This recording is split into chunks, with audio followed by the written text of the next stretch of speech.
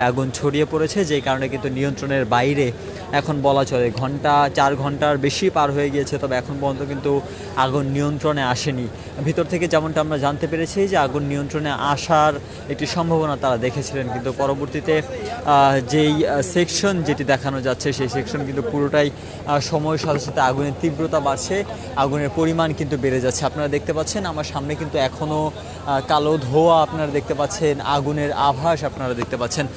যদি আমি একটু কাছ থেকে আপনাদের দেখাই, দেখতে পাচ্ছেন দর্শক এখন পর্যন্ত কিন্তু যে বিল্ডিংয়ের ভিতরে যে আগুন রয়েছে সেই আগুনের কিন্তু লাল আভা আমরা দেখতে পাচ্ছি, এবং তারই সাথে কিন্তু যে কালো ধোঁয়া সেটি কিন্তু ছড়াচ্ছে। আপনারা জানেন যে ফায়ার সার্ভিসের মোট 37টি ইউনিট এখন কাজ করছে আগুন নেভানোর জন্য, তবে এখন পর্যন্ত কিন্তু আগুন সম্পূর্ণ নিয়ন্ত্রণের বাইরে, যেমনটা দেখতে পাচ্ছেন আপনারা। আসলে 4 ঘন্টা অতিবাহিত হয়েছে, তবে এখন পর্যন্ত কিন্তু খুব একটা সুফল এখান থেকে পাওয়া যায়নি। যেমনটা দেখতে পাচ্ছেন চোখের সামনে বাংলাদেশ বিমান বাহিনী, বাংলাদেশ সেনাবাহিনী, বাংলাদেশ নৌবাহিনী সহ বিজিবিও কিন্তু এখানে যুক্ত হয়েছে, এবং তারা কিন্তু সবাই এখানে আগুন নিয়ন্ত্রণের কাজে নিয়োজিত আছে। তবে 4 ঘন্টা অতিবাহিত হলেও এখন পর্যন্ত কিন্তু সেরকম ভালো কোনো ফলাফল এখানে দেখা যাচ্ছে না। যেমনটা দেখতে পাচ্ছেন দর্শক, বাহিরেও কিন্তু ফায়ার সার্ভিসের বেশ কয়েকটি ইউনিট অপেক্ষা করছে, এবং ভিতরে কিন্তু এখন মোট 37টি ইউনিট আগুন নেভানোর কাজে নিয়োজিত আছে, এবং বাহিরেও কিন্তু বেশ কয়েকটি ইউনিট আমরা দেখতে পাচ্ছি। তাছাড়া কিন্তু বাংলাদেশ নৌবাহিনী থেকে শুরু করে বিমান বাহিনী এবং কি ফায়ার সার্ভিস, সেনাবাহিনী, তারা সবাই কিন্তু এখানে শৃঙ্খলা নিয়ন্ত্রণের দায়িত্বে অবরত রয়েছেন। যেমনটা দেখতে পাচ্ছেন, আমরা একটু শুরু থেকে শেষ আপনাদের একটু দেখানোর চেষ্টা করব। আসলে কার্গো সেকশনে যেখানে আগুন লেগেছে সেখানে ক্ষয়ক্ষতির পরিমাণ, যেমনটা এখানে দায়িত্বরতদের সাথে কথা বলে আমরা যেমনটা জানতে পারলাম যে আসলে কয়েক হাজার কোটি টাকার পণ্য এখানে থাকতে পারে। তবে যেমনটা তারা জানালেন যে আসলে শুক্র এবং শনিবার তাদের আসলে অফিস বন্ধ থাকে, যেই কারণে যেই শুক্র এবং শনিবার কিন্তু তারা হিসাব নিকাশের দায়িত্বে থাকেন না। তাছাড়া বাকি টাইমটা যে রবিবার থেকে বৃহস্পতিবার, এই 5 দিন তারা, এই 5 দিন মূলত তারা আসলে এখানে কর্মরত থাকেন, ডিউটি করেন, এবং যে সেকশনের যত দায়িত্ব, যত হিসাব নিকাশের দায়িত্ব কিন্তু তারা পালন করেন। তবে আজকে যেহেতু শনিবার, সেই কারণে ভিতরে কিভাবে আগুন লেগেছে, কেন আগুন লেগেছে বা কত টাকার ক্ষয়ক্ষতি হয়েছে সেই আন্দাজ কিন্তু তারা এখনও করতে পারছেন না, যেমনটা জানাচ্ছেন আসলে। তবে যেমনটা আমরা আন্দাজ করতে পারি যে আগুন নিভানোর পরে হয়তো বা ভিতর থেকে আমরা তথ্য জানতে পারবো যে আসলে কেমন ক্ষয়ক্ষতি হয়েছে বা কত টাকা লোকসান হতে চলেছে। কিন্তু এখন পর্যন্ত কিন্তু নিয়ন্ত্রণের বাইরে রয়েছে আগুন, যে অগ্নিকাণ্ড সেটি কিন্তু এখন পর্যন্ত নিয়ন্ত্রণের বাইরে। তবে কখন আসলে এটি নিয়ন্ত্রণে আনা সম্ভব সেটি কিন্তু আসলে বলা মুশকিল। দেখতে পাচ্ছেন সময় যতটা বাড়ছে, দুপুর 3টা থেকে কিন্তু আসলে এখানে আগুনের তীব্রতা বাড়তে থাকে।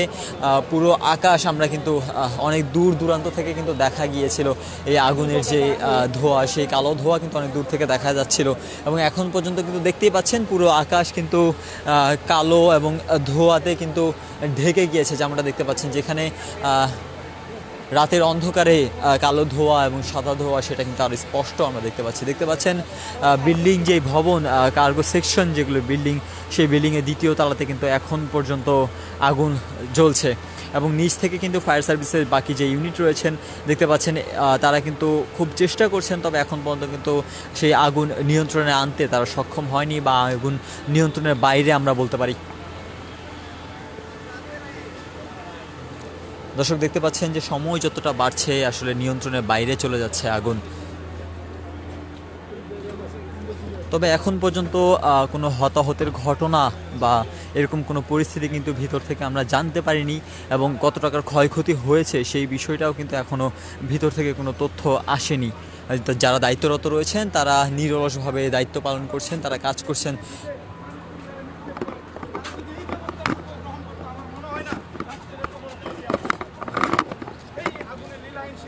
এখন পর্যন্ত থাকতো, আমি কুরিয়ার পর্যন্তই এই সমস্যাটা শেষ করে দিতে পারতাম, কিন্তু প্রশাসনিক ব্যর্থতার কারণে, ফায়ার ব্রিগেডের ব্যর্থতার কারণে আজকে বাংলাদেশের বিশাল সম্পদ পুরো ছাই কয়লা হয়ে গেছে।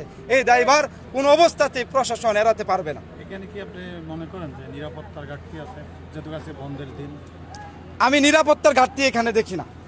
আমি নিরাপত্তার ঘাটতি এই জন্যই দেখি না, কারণ হলিডেগুলোতে নিরাপত্তা আরও বেশি থাকে, কারণ ডেইলি কাজ করে 10,000 লোক, নিরাপত্তা বাহিনী থাকে 500, কিন্তু আজকেও সেই 500 লোকই আছে কিন্তু সাধারণ জনগণ বা এখানে কর্মজীবী মানুষের সংখ্যা কম, অতএব নিরাপত্তার ঘাটতি নেই, কিন্তু আগুন নিয়ন্ত্রণের যে ব্যবস্থা তার ব্যাপক ঘাটতির কারণে আজকে এত বড় দুর্ঘটনা আমরা দেখতে পেরেছি। আমরা অতীতে লক্ষ্য করে দেখেছি যে যদি কেউ মার্ডার হয় সেটা তারা তাদের দাবির জন্য গিয়েছে, সেখানে তারা কিন্তু ককলেটও নিছে, নেওয়ার পর ককলেট নিক্ষেপ করছে, পুলিশের গাড়ি ভাঙচুর করছে, হ্যাঁ সেখানেও আগুন জ্বালানো হয়েছে। সেটা কি এই সব মিলে এটা কি এখানে কি সে একই সুতায় গাঁথা কিনা আপনার কি মনে হয়? মানে সর্বোপরি যদি বলতে চাই যে কোনো পরিকল্পিতভাবে আসলে কি এই ঘটনাগুলো একের পর এক ঘটছে আপনি মনে করছেন? আপনি প্রশ্ন করলেন যে আসলেই জুলাই যোদ্ধারাই ককটেল বিস্ফোরণ করছে, আমরা কিন্তু দেখেছি পুলিশরাও কিন্তু ককটেল বিস্ফোরণ করিয়েছে, দেখছি আমরা মিডিয়াতে, শুধু জুলাই যোদ্ধারাই করে নাই। আমি বলবো যে এই যে আমাদের একটা রাষ্ট্র, আমি মনে করি বাংলাদেশ এখন একটা পরিপূর্ণ রাষ্ট্র হতে পারে নাই। একটা রাষ্ট্রীয় যে নিয়ম, রাষ্ট্রীয় যে কাঠামো, রাষ্ট্রীয় যে সংবিধান, এই 54 বছরের স্বাধীনতায় বাংলাদেশ বা এই দেশের জনগণ এখনো পায় নাই।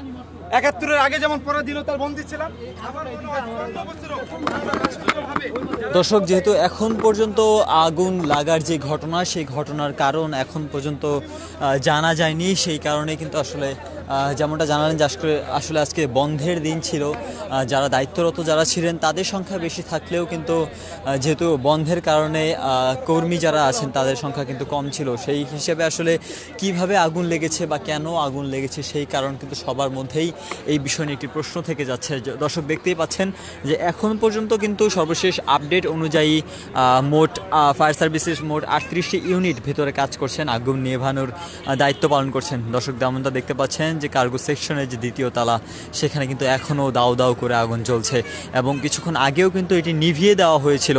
ফায়ার সার্ভিসের যে ইউনিটগুলো কাজ করছে তারা কিন্তু ভিতরে প্রবেশ করে নিভিয়ে দিয়েছিলেন, তবে হুট করে সেই আগুন কিন্তু আবারও জ্বলে গিয়েছে, জ্বলছে আপনারা দেখতে পাচ্ছেন।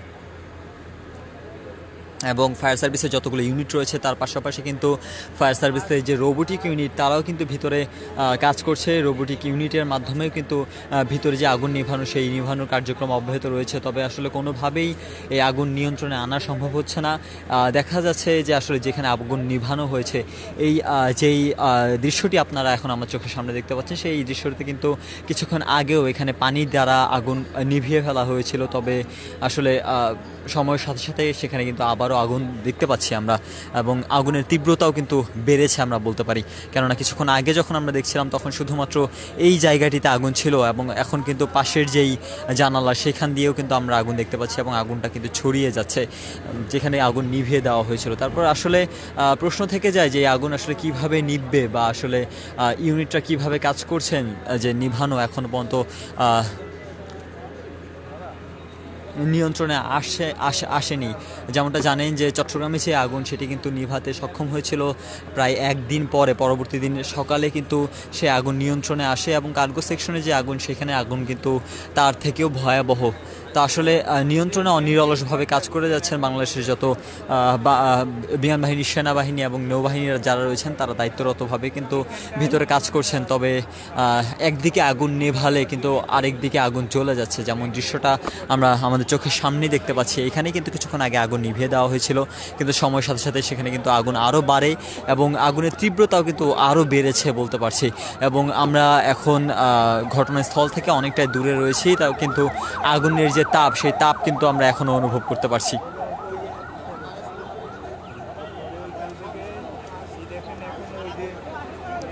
দর্শক, আসলে সর্বশেষ কথা বলাই যায় যে এখন পর্যন্ত ঘন্টা প্রায় 4.5 ঘন্টা পেরিয়ে গিয়েছে দুর্ঘটনার, তবে এখন পর্যন্ত কিন্তু আগুন নিয়ন্ত্রণের বাইরেই রয়েছে।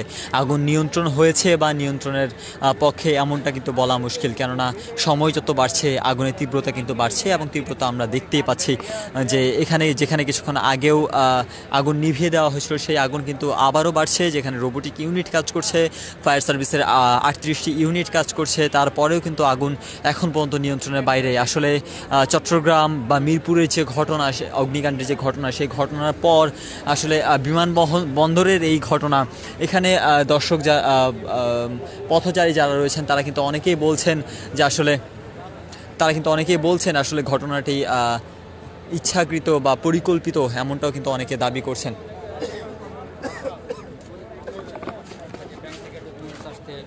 আসছে আমি ওটা গত বৃহস্পতিবারের দিন পর্যন্ত আমি এক্সামিন ক্লিয়ার করছি। এক্সামিন শেষ করে আমাকে অ্যাসেসমেন্টে যাইতে হয়। অ্যাসেসমেন্টে আমি কাজ ক্লিয়ার করতে হবে, অ্যাসেসমেন্টে যাইতে পারি নাই বৃহস্পতিবারে, আমি এক্সামিন করে শেষ করছি। আমি রবিবারের দিন সপ্তাহে আমাদের 2 দিন বন্ধ থাকে, শুক্রবার শনিবার। আমরা চাচ্ছিলাম যে রবিবারের দিন আমরা অ্যাসেসমেন্ট শেষ করে ডেলিভারি করব, কিন্তু রবিবার তো আসার আগেই এই ঘটনাটা ঘটে গেল।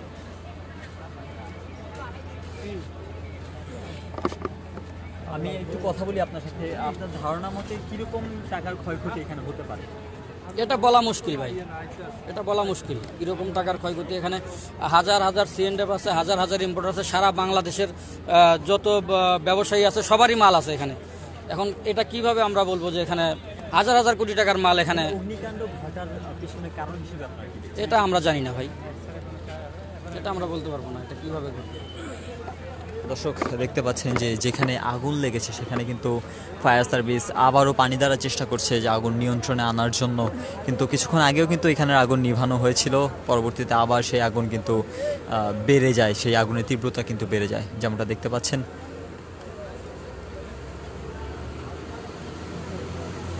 দর্শক এখন পর্যন্ত এই ছিল শাহজালাল আন্তর্জাতিক বিমানবন্দরের কার্গো সেকশনের যে এক অগ্নিকাণ্ড, সেই অগ্নিকাণ্ডের সর্বশেষ আপডেট। তবে সর্বোপরি আমরা বলতে পারি এখন পর্যন্ত কিন্তু নিয়ন্ত্রণের বাইরে আগুন, এবং কখন সেই আগুন বা এই যে আগুন সেই আগুন কতক্ষণ পরে নিয়ন্ত্রণে আসবে সেটা কিন্তু বলা মুশকিল। চট্টগ্রাম বা মিরপুরের যেই অগ্নিকাণ্ডের ঘটনা, সেই ঘটনা থেকে কিন্তু আমরা ধারণা করতেই পারি শাহজালাল আন্তর্জাতিক বিমানবন্দরের এই অগ্নিকাণ্ড তাদের থেকেও বড়।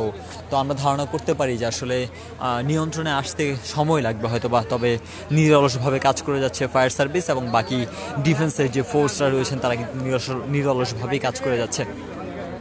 দর্শক দেখতেই পেলেন আসলে কিছুক্ষণ আগেও কিন্তু এখানে আগুন নেভানো হয়েছিল, কিন্তু যখনই আসলে পানির ফোয়ারা এখান থেকে সরে যাচ্ছে ঠিক তখনই কিন্তু আগুনের পরিমাণ আবারও বেড়ে যাচ্ছে।